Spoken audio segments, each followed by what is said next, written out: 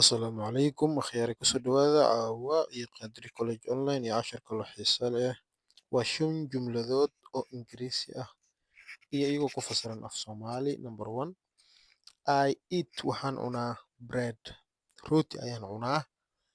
waxaan cunaa rooti waad arkaysaa iyadoo fasiran af soomaali ku fasiran number 2 she drinks waxay cabtaa water biyo ayay cabtaa she drinks haddaa dhahdana waa sax she drinks water waxay cabtaa biyo number 3 he goes wuxuu aadaa go ayay ka timid aadis he goes isaga wuxuu aadaa alaaba to school iskuulka ayuu aadaa wuxuu aadaa iskuulka ama dugsiga number 4 we play waxaan ciyaarnaa football kubadda cagta we play waxaan ciyaarnaa football kubadda cagta play waa ciyaaris football kubadda cagta number 5 they sleep way seexdaan early xilli hore they sleep waxay seexdaan early waa xilli hore ayay seexdaan I eat bread waxaan cunaa rooti she drinks water waxay cabtaa biyo he goes to school wuxuu aadaa iskuulka ama dugsiga